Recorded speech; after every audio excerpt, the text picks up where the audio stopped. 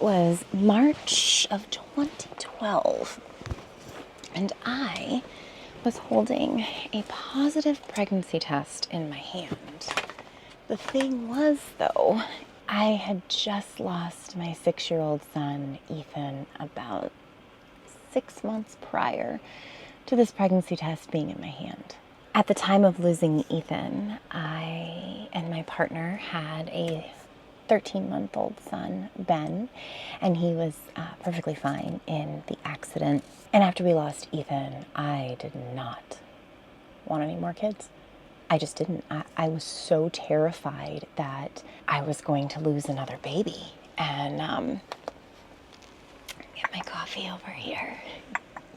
As I'm staring at this pregnancy test, and it says positive, so many emotions are running through me. Anxiety, fear, dread, just pure terror. After a few weeks and the first doctor appointment, and we saw the heartbeat, I was really coming to terms with the fact that, okay, we're having another baby. We can do this. We can do this.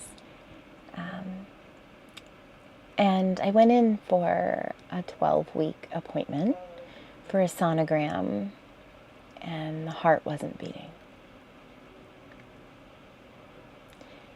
Going from just losing my son to just swearing off not having any babies, to then finding out that I'm pregnant, coming to terms with that, right? That took a lot to come to terms with. And then now being told the baby doesn't have a heartbeat. That was just unimaginable. Unimaginable.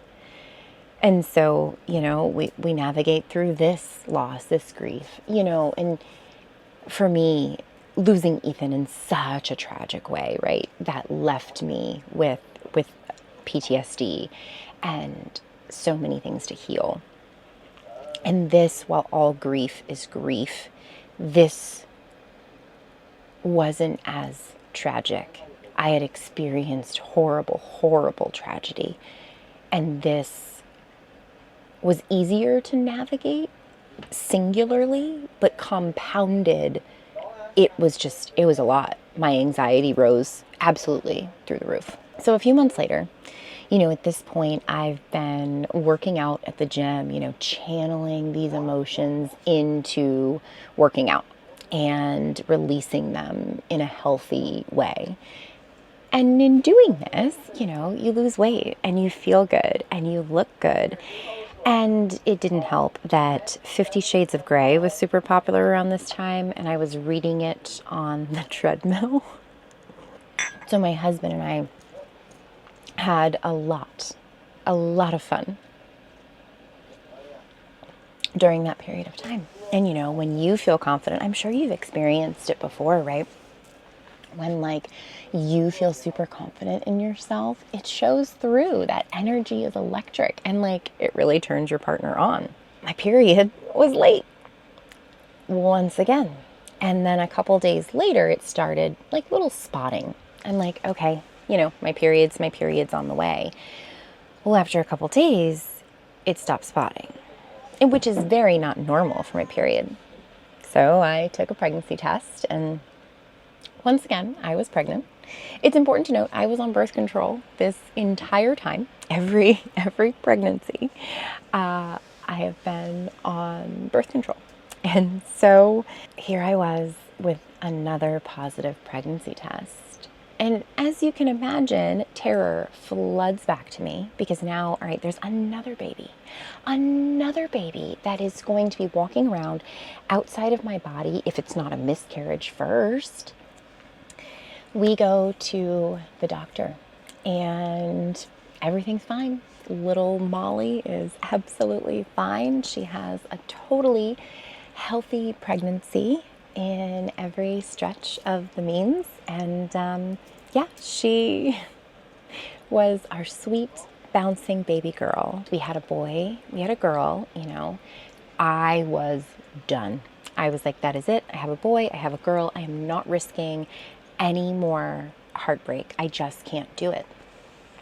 And around this time, I learned that birth control is really messing with my hormones and my body and just not good for me. My body was kind of rejecting it.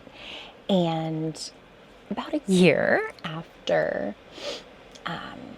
we have Molly, I decide to get a mommy makeover. Because, at this point, having 3 children, breastfeeding them, I just didn't feel good in my own skin. And I got a tummy tuck, and I got breast implants, and I got them lifted. And I felt amazing. Like, my confidence was just really through the roof. Kyle and I, we had a point where we were doing really, really okay. We were all right. And one night, we're in our spare bedroom, getting very hot and heavy. It starts to feel very good because once I quit birth control, anytime that we did anything, there was a condom on. We were not chancing. We were not chancing anything. So we're getting hot and heavy, feeling lovely, like feeling almost too good. So we both have a great time. He goes into the bathroom attached to the spare room to, tidy up. And he discovers that there's no more protection. The protection just burst. There was just a little small ring, which has never, ever, ever happened before. So both him and I were in agreement that we don't want any more kids. So at 3 a.m., he drives down to the 24-hour Walmart and gets an accident preventative. We're thinking we're great. At this time, we had a Class A RV. It was a Newmar Ventana, and I think it was 40 feet long, maybe even 35. I don't know.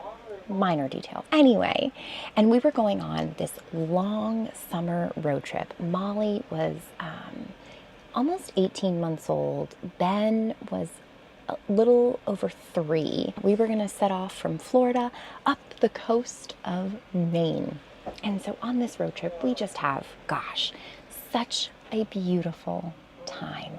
The kids are having fun. We're stopping at all of these RV parks and we're staying on the beaches and just beautiful. And so we get to Washington, D.C. and we're exploring Washington, D.C. and we're staying in this RV park and it's called Cherry Hill RV Park. I was not feeling great.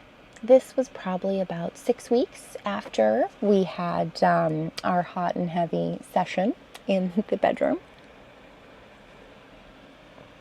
And I tell Kyle, I'm like, you know what? I'm not feeling good. I'm super nauseous. And with every pregnancy I've ever had, I am always nauseous with something. I'm like, I think I need you to go get a pregnancy test. And he's like, what? And I was like, yeah, I really think that I need you to go get one. Because I kind of already knew the answer. Well, he gets one. I go take it. And obviously it says positive. And I walk out. And he has the bag of trash in his hand because he's on his way out to take it. And he's like, what does it say? And I said, it's positive. And he says, oh, shit, and drops the bag. And, at this point in time, I just got my body back. I just got my confidence. I had sworn off having any more kids. I had my little boy, I had my little girl. We had that moment that night, and here I am.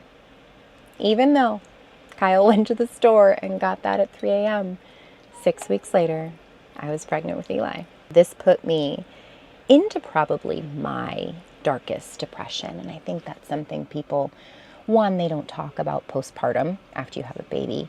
2, they don't talk about grief. Baby after grief. They don't talk about deciding to have more children or not deciding to have more children because there's so much just heaviness around it all. And I went into a really dark place. It was really heavy on my PTSD because now I was in terror. Everywhere I went. Like if we got into a car as a family, I was in panic. I had to get a service dog because my panic attacks were so frequent and so many. because I've added another child. Not that I didn't love him. Oh God, Eli, he's everything I ever needed in my life. He really is. And I'm so grateful that, he's with us. And yeah, I love him so much. And I was terrified. I didn't want anything to happen to them. I kind of drowned it out with alcohol. I used alcohol to drown out my pain, my PTSD. THC wasn't really legal and available back then. It wasn't like you could get your medical license. And so I used wine, and then it led to hard liquor when I came in from work to just drown it all out. Because the night terrors, God, the night terrors that I used to have were awful. I would have at least one every night. When I got my service dog, they went down considerably. And I was so scared I was going to lose one of my next babies. Having the miscarriages, losing Ethan. And that's something that I think a lot of people don't talk about when you have other kids. After you lose one, you're so freaking scared that something's going to happen to one of your other babies. I lived with that every day. And I was able to beat the addiction to alcohol. I no longer even want alcohol anymore. It's not a tool that I need to use anymore. I use my THC. I do. It really does help in the big moments of panic. I've tried, prescription medicines. I used the medicine as a tool for a time period when I could get off of it.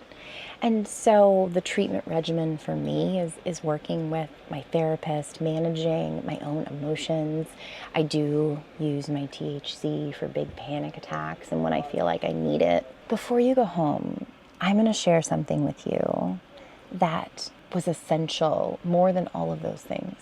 All of those things are beautiful tools, my therapist, my THC. But the thing that helps me to this day, even when panic surrounds me when I get in the car now with my kids, because I still have panic. PTSD doesn't go away. I've just learned how to manage it. Because I am not my PTSD. My brain has PTSD, but I am not my brain. I am me. And so when I started looking at it that way, it really, really helped. And I was able to look at it that way because I got back to basics and I got back to breathing. Whenever I would feel the panic come in, I would take a moment, wherever I was. If I needed to sit down, I would find a bench. If it was just standing on the grass with my shoes off, I would. But I just put my palms up. I aligned my spine, sat up nice and straight, or stood tall. And then I got back to my breathing. You see, I would inhale, put my awareness right on my breathing, and I would exhale,